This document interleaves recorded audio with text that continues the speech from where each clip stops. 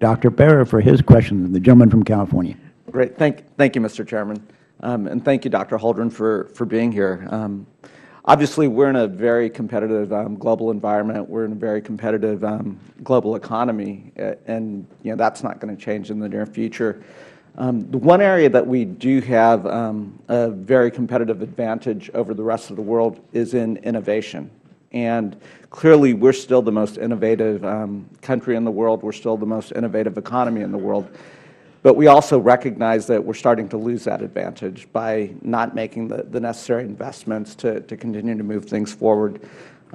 We also recognize that many of my colleagues have touched on the importance of training scientists and engineers to continue that economic advantage. Recently, I had a town hall at Intel with Intel has a major presence in my district, and had the chance to meet with their leadership to talk about their future investments, but also talk about their challenges. And clearly, one of the challenges that their leadership brought up was the lack of availability of engineers, and also the lack of availability of folks that know how to write code. We've also, in this committee, have had a hearing on that, as well as we had the folks from Code.org testify. There's two things that really jump out at my mind. One, they said, it can't happen at the college level. If we actually want to start our kids on coding and teach them those skills, it has to happen at the elementary school level. And Dr. Holdren, I'd be curious about your comments within the President's budget and within the STEM budget. If we truly want to have our kids not just learn reading, writing, and arithmetic, but also have them learn the language of the future, which increasingly appears to be coding, are there initiatives both to put that into part of the Common Core, as well as one of the challenges that repeatedly comes up is the lack of educators who actually know how to teach that coding as well, and if there's funding to train the trainers or train the teachers? I would make a couple of comments on that. One, there is certainly funding in the President's budget for recruiting, preparing, and supporting more outstanding teachers in STEM fields, which would include teachers who know how to code and who know how to teach coding. There's $40 million in the budget to support the goal of preparing 100,000 excellent STEM teachers over the next decade. There's $20 million to launch a pilot STEM Master Teacher Corps.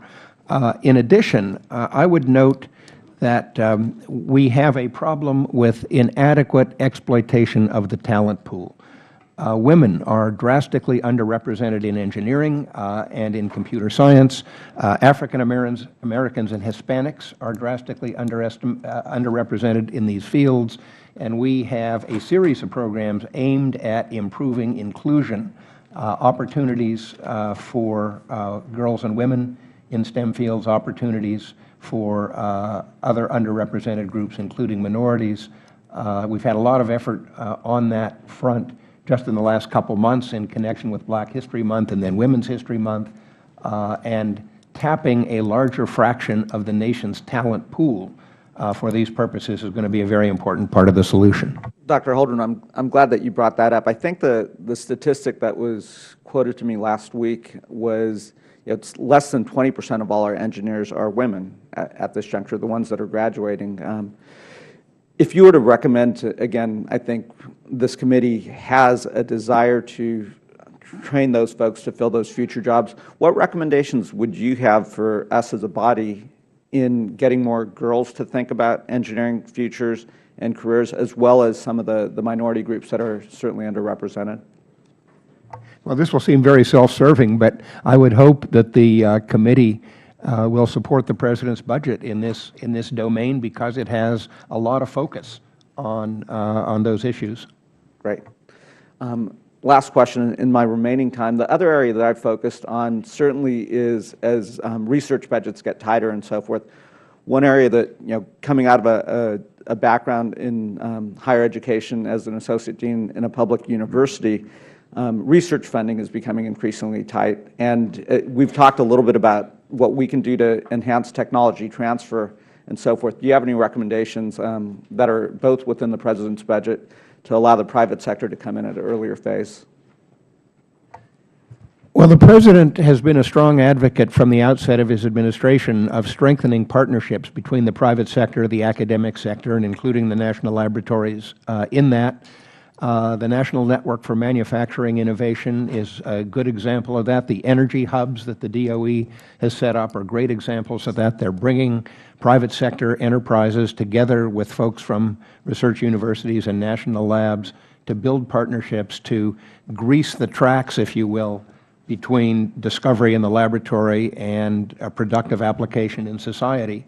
And we want to continue to do that, and there's substantial support for that in the President's FY15 budget. Well, fabulous. We look forward to supporting those investments. Okay.